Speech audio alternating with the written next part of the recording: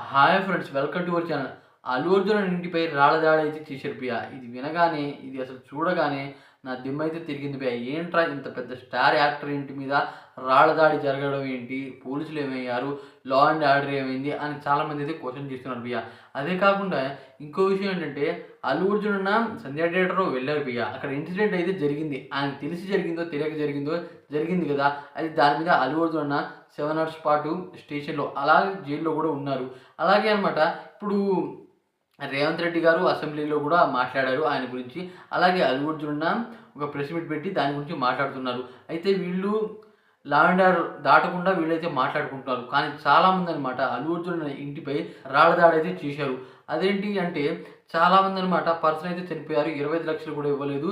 ₹1,00,00,000 ఇవ్వాలి అని అనమాట ఈ విధంగా అయితే దాడి చేపించారంట భయ్యా. ఇది వినగానే అసలు ఏంట్రా బాబు, మన తెలంగాణ ఏమైపోతుందని నాకు అనిపించింది భయ్యా.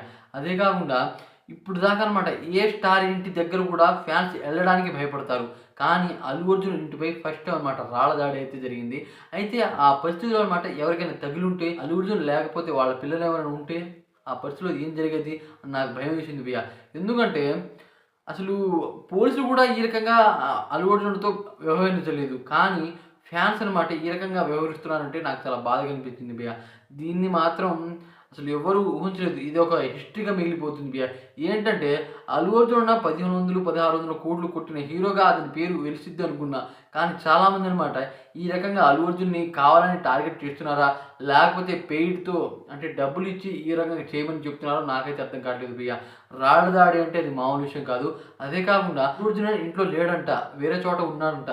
ఒకవేళ ఉండి అల్లు అర్జున్‌కి తగిలుంటే ఎలాంటి పరిస్థితి?